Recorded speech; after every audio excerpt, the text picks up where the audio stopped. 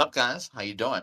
This is Beast Coast Arturo Sanchez, aka NYC Furby, back at you with another video about the lore. Like you see a consistent theme here, man.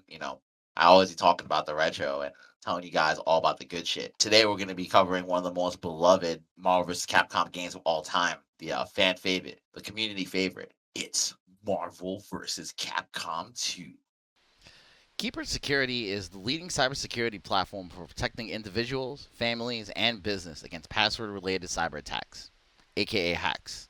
These attacks can lead to identity theft, financial loss, and reputational damage. Experts predict that cybercriminals will increasingly target the gaming industry over the next 3 years. With Keeper, you can create strong, unique passwords for every account where you log in, but keep them safely stored in your own encrypted vault. Visit keeper.io/beastcoast and use the promo code BEASTCOAST, all caps, for a 30% off promo code. Stay safe out there, guys.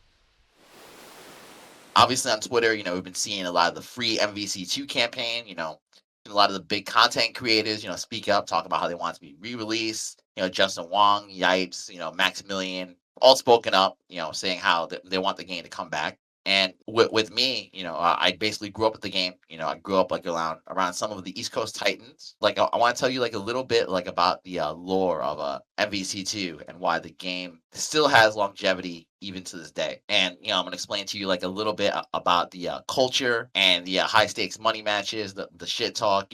Pretty much like no other. A little bit of the lore about Marvel vs. Capcom 2. So the game came out in 2000 on the Sega Dreamcast and the Naomi arcade system, which is basically a arcade Dreamcast. Right? It was the direct sequel to Marvel vs. Capcom 1.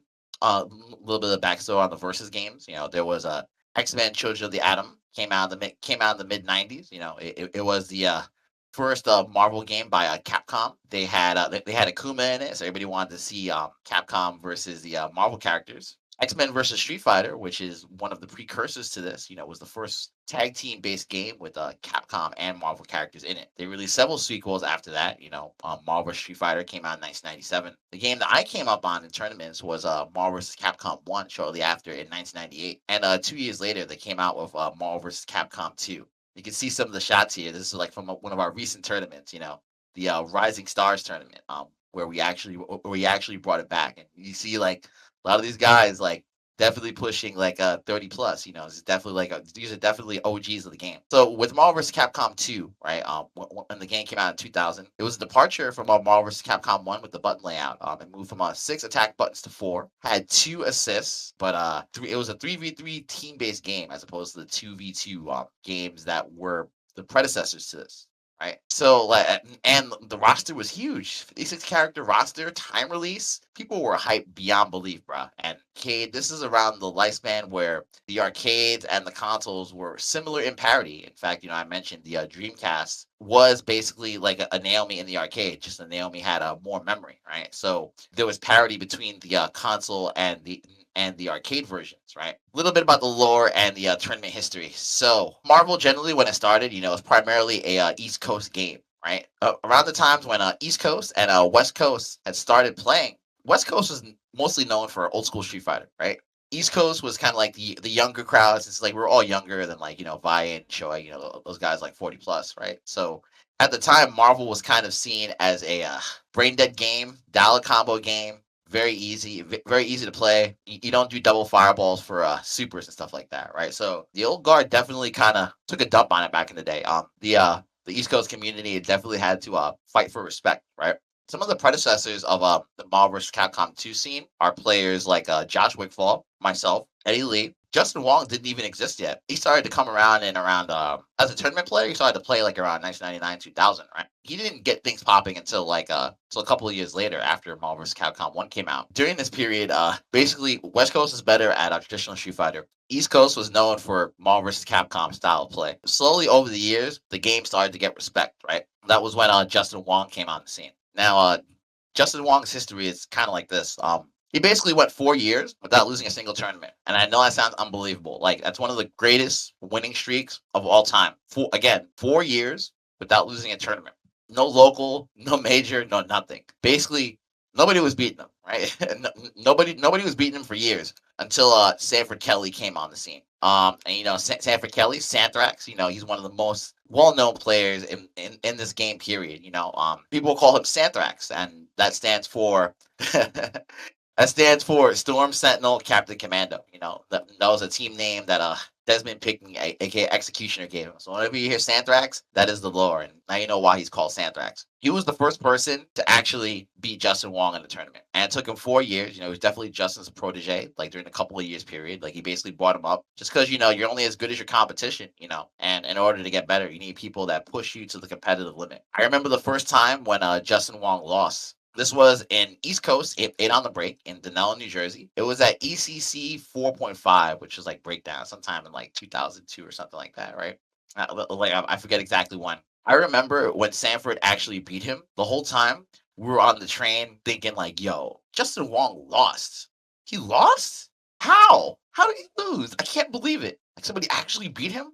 It was like, wow. And that's a testament to how high the level of play in this game is. So with this game, one of the reasons why you see it in such like a high stakes money match format is because the skill barrier in order to be competitive in this game, it's always risen over the years, and like it's too high because of the movement option and execution. You need execution barriers. It's all really difficult. So what ended up happening was the game kind of became like a spectator sport. It was born and raised in the arcade. The arcades back then definitely kind of like a rough place. There was like a lot of shit talk. The trash talk was at an all-time high, and the money matches were definitely popping. This game is like 21 years old at this point. So there's been several eras of the game where the meta has just evolved, right? And it evolved to the point pretty much where if you weren't at a certain level, you couldn't compete, buddy. All you could do is be like a spectator sport, fund some of the high stakes, high profile money matches, stuff like that, because the skill gap was just too large. Anyway, continuing on with the lore. So Justin lost his first tournament 4 years later due to Sanford Kelly. Then IFC Yipes, like another person from the BX came on the scene and was able to beat both of them, right? This ended up being in the mid 2000s. So there were multiple eras of the game, and these guys are basically legends of the game all the way up until I want to say maybe like 2008, 2009, when they were all playing hard. There were also like some other notable legends.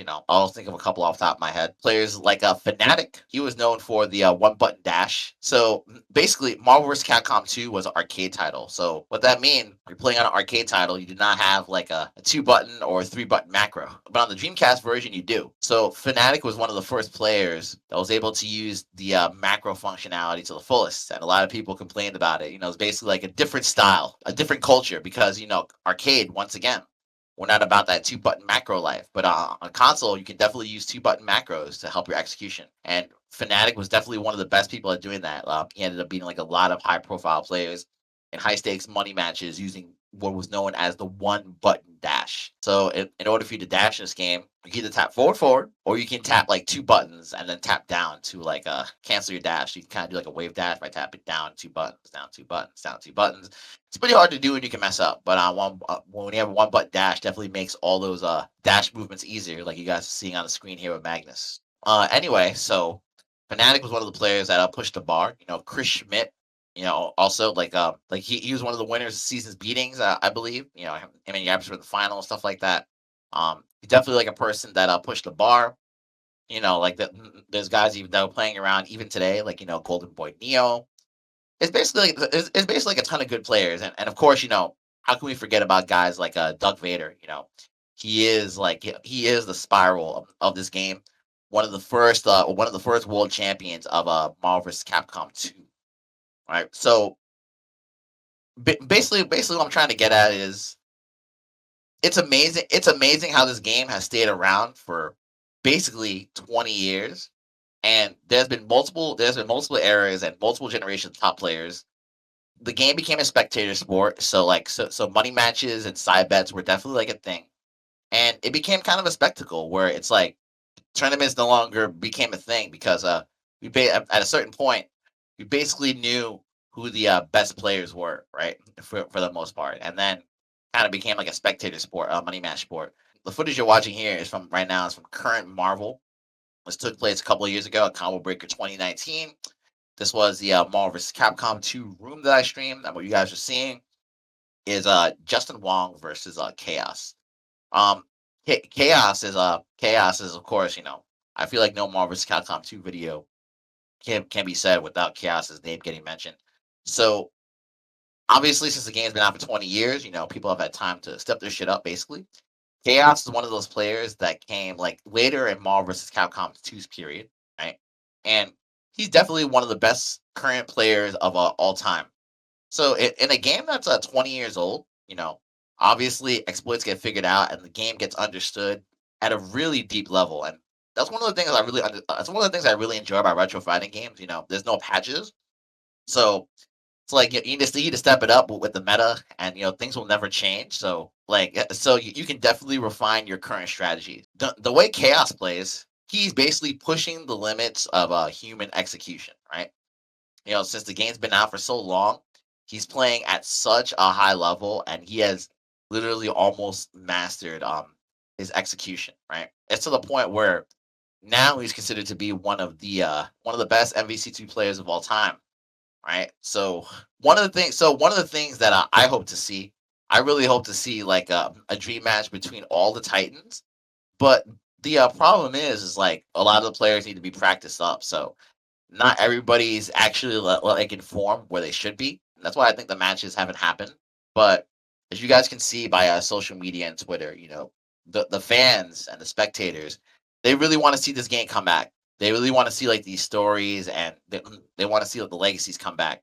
And I believe in the last couple of years with the internet and crowdfunding era and all the new technology that's come out, this game has definitely gotten a resurgence, right? So the footage that you guys are seeing right here, one of the hardware mods that has changed the game for Marvel vs. Capcom 2, it is the Dreamcast DC HDMI, right? So this mod has been important for a couple of reasons, and like we're talking about modern Marvel here, in order for ways to play the game in a modern way, right?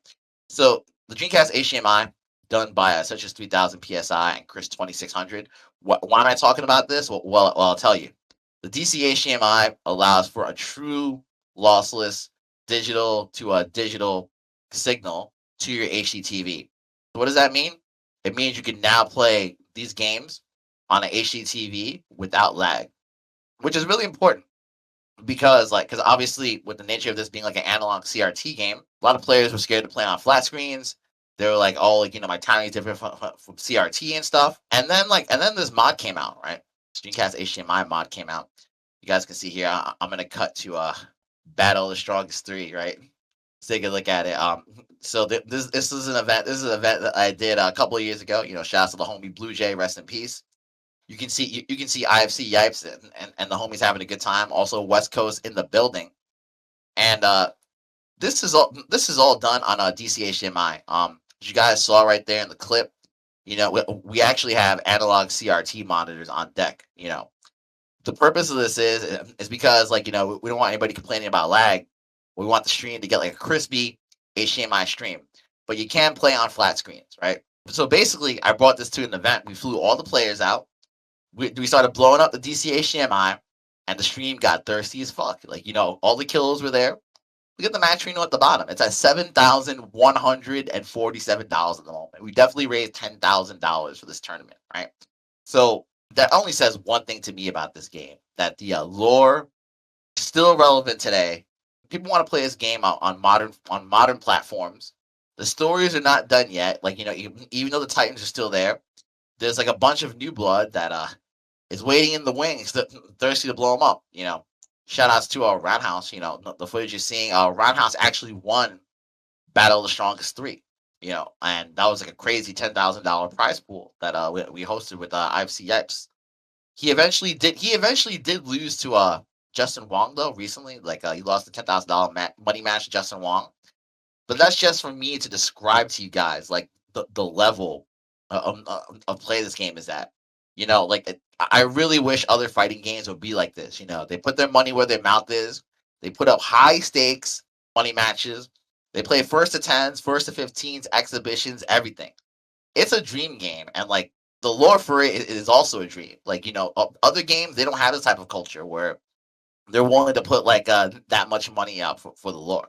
Anyway, guys, with the free MVC2 campaign, I think this game is gonna have like a bright future going forward. Like, I think Capcom and whoever's involved with the MVC2 revival is definitely paying attention to what's going on in social media, and like how much the people want Marvel vs. Capcom 2 back. So I think that Capcom and Disney, if I can renew the licenses for Marvel, I expect to see this game on modern platforms. Like, I don't know how much the licenses cost, but seeing the social media hype, you're even seeing free MVC2 logos in like wrestling arenas. I've seen it on WWE and stuff, right? So I definitely think it's gonna happen, and I think like this game has a long life ahead. Until the game comes out, you can definitely play it on Null DC Bear and Flycast. The game has rollback now, so now like we're gonna have like a way to play this game online. So I feel like the sky's the limit. Before then, the game was listed on PS3 and Xbox 360, but it was delisted because of licensing, obviously. Like, Capcom lost a license at some point. So this game's kind of been in virtual limbo for years and years and years.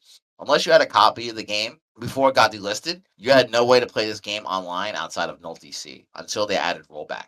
So anyway, guys, I hope by this video you guys learned like a little bit about the Marvel vs. Capcom 2 lore, some of my experiences, why I think like the game has some of the greatest legacies of all time, and some of the hardware mods that have still made it relevant today up until this point. And I hope to see many more future high stakes Marvel vs. Capcom 2 matches to come.